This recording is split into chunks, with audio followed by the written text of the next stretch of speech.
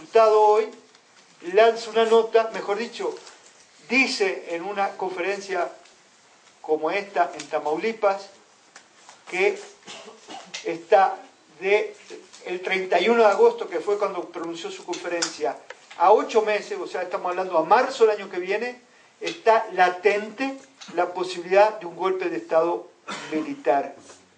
Dice, si no hay un golpe, gana la izquierda en 2012. Lo que yo me pregunto es, ustedes saben que Ramón Alberto Garza, ¿sí? No es como uno, él es un periodista de Prosapia, tiene fuentes de primer nivel.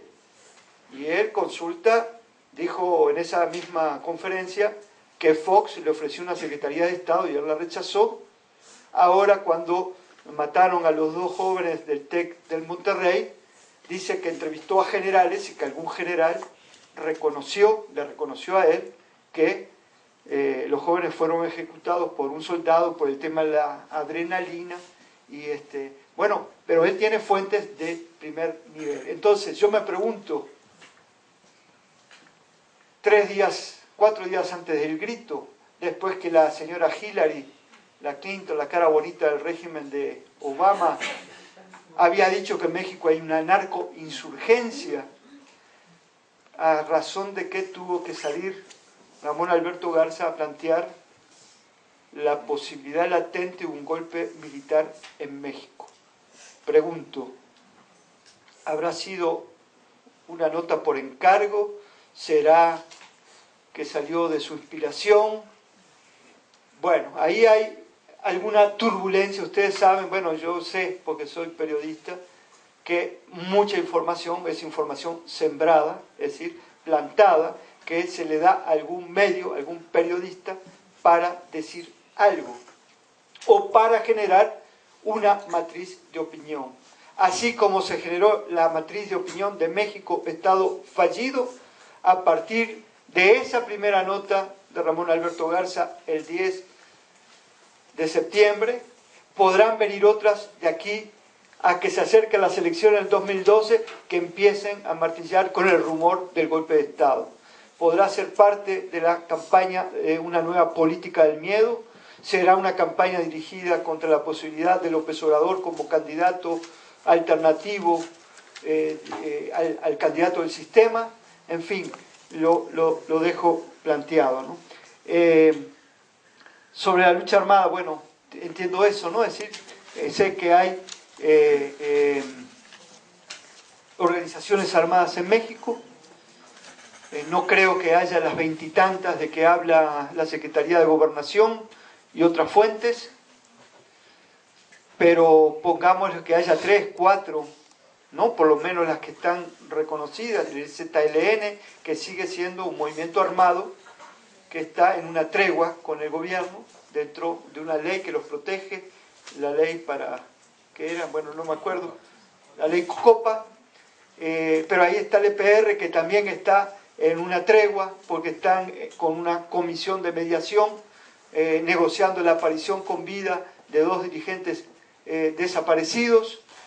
Era una organización que en el marco de esa coyuntura, cuando le desaparecieron a 2 dirigentes, cometió unos atentados unos sabotajes contra adultos de Pemex, y luego, bueno, entró en esta fase de mediación, en el marco de la cual se comprometió a no realizar acciones armadas, pero sigue haciendo a través de comunicados por internet una suerte de propaganda armada, porque es una guerrilla.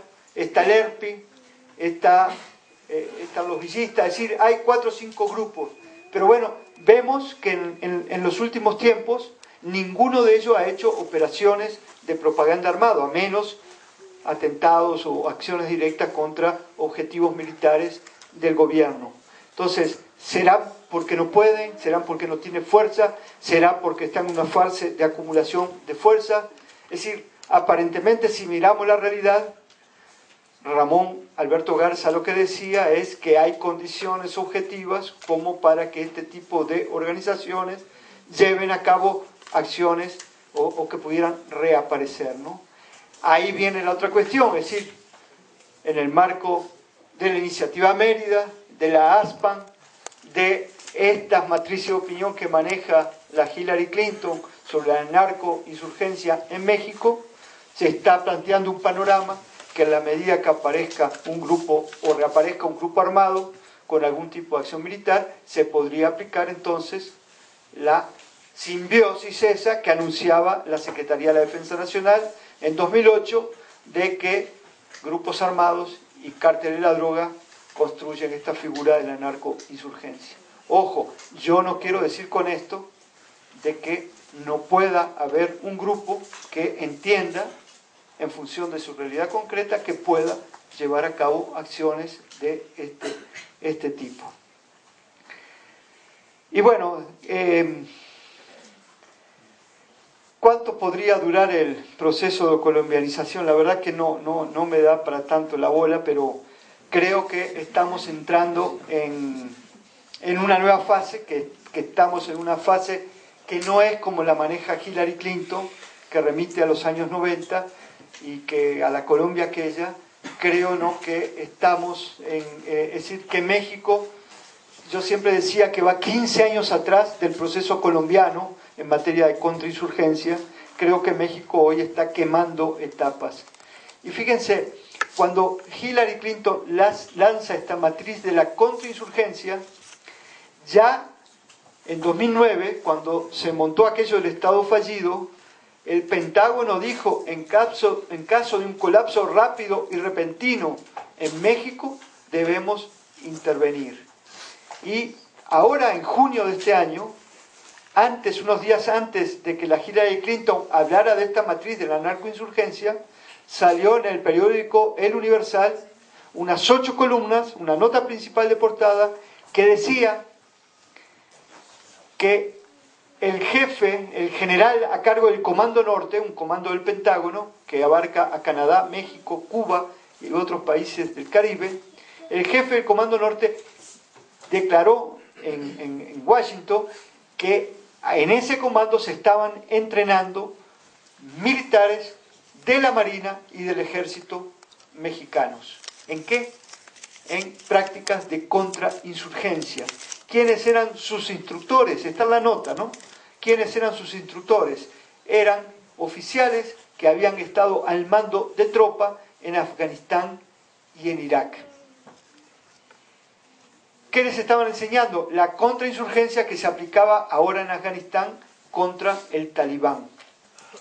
Bueno, pero cuando empezamos a cruzar información, sabemos que lo que se está aplicando en Afganistán y se aplicó en Irak, en la parte urbana, por ejemplo en Bagdad, se experimentó durante 10 años antes en Colombia, no solo a nivel rural, sino en Medellín, en Bogotá, en Cali.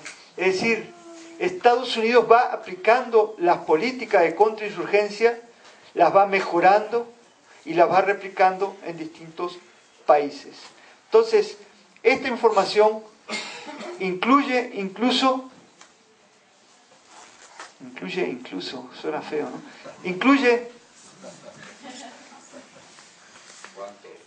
que cuando Obama pidió en agosto el presupuesto en la parte militar para 2011, incluyó un nuevo tipo, incluyó un pedido de dinero para comprar 3 nuevos aviones drones, de estos aviones no tripulados, para la frontera México-estadounidense, para controlar el tránsito de personas que van a buscar la Meca, ¿no? El capitalismo allá en Estados Unidos. Esos drones son los que están matando civiles en Pakistán, en Afganistán. Es decir, entra esto dentro de la guerra que tiene prevista Estados Unidos para corto plazo o mediano plazo en México. ¿Para qué este tipo de aviones acá, no? Entonces, se practica la contrainsurgencia, aviones, es decir, el campo, pues, el marco, digamos, de los datos que hay sobre la realidad, nos llevan a pensar, digamos, que vamos hacia algo distinto. Por eso esta pregunta sobre si Estados Unidos puede impulsar un golpe militar en México no es tan descabellada si vemos cómo se están preparando los militares. Ojo, yo hablo de militarización y muchas veces siento que tal vez como yo lo planteo, militarización se entiende o se visualiza como la presencia de soldados en la calle, o como lo de ayer, ¿no? Este atentado contra la marcha civil pacífica contra la muerte aquí en Ciudad Juárez. Es decir, la militarización es también política. El ejército, la marina, los mandos son ya parte, es decir, tienen un protagonismo político, tienen desde que salieron a la calle, pero antes, si nos vamos a 1994, han venido desplegando cada vez más una actuación política, han venido arrancando nuevas cuotas de poder al sistema, han venido restándole cuotas de espacios a la democracia, a esta democracia, si ustedes quieren formar el cascarón de democracia, es decir, pero había un movimiento social incipiente, ciudadano, que se había venido formando luego del terremoto del 85 en la Ciudad de México, de la insurrección zapatista, de toda esta experiencia de resistencia civil pacífica con López Obrador. Entonces, digamos, todos estos elementos creo que hay que meterlos en el análisis, ¿no?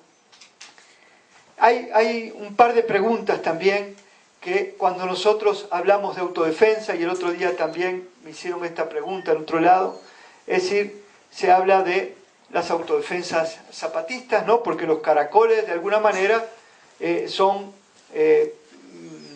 lugares, ámbitos del entorno zapatista, donde hay milicianos, hay encapuchados armados, pero también se habla de la policía comunitaria de Guerrero, que acaba justamente ahora de festejar sus 15 años, ¿no?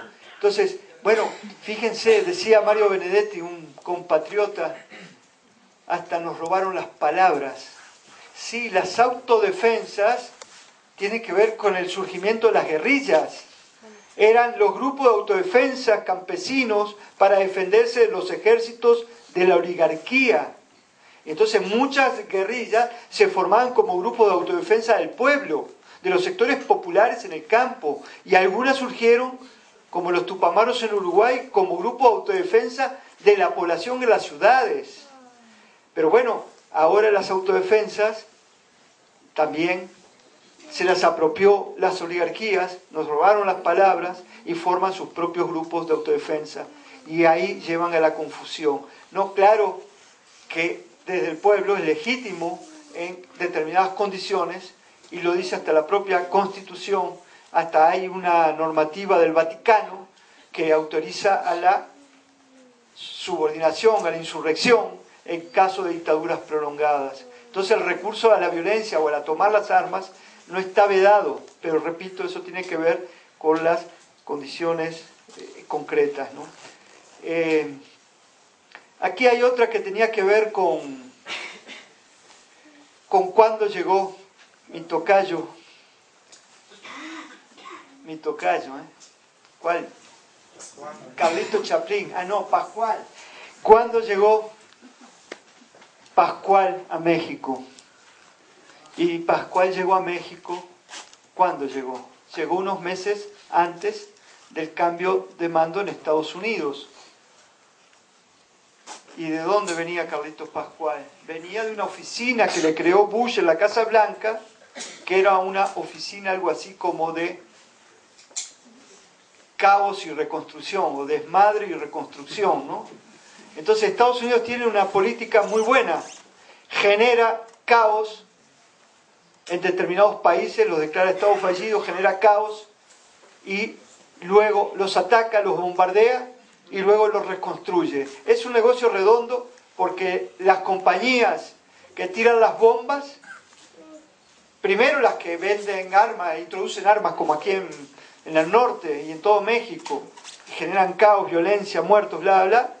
Luego, si no alcanzan, meten aviones y bombardean, y luego las mismas compañías tienen un área de reconstrucción y hacen carreteras, escuelas, saneamiento. Entonces es un negocio redondo. Bueno, Carlos Pascual, que venía de alguna experiencia más remota, pero que había estado en Ucrania, después de la salida de la autodisolución de la Unión Soviética, había estado en Ucrania como embajador. ¿Y saben qué creó él en un ex país socialista? ¿Cuál es, según la página del Departamento de Estado con su currículum, qué es lo que ponderan de él en Ucrania? ¿Qué organizó?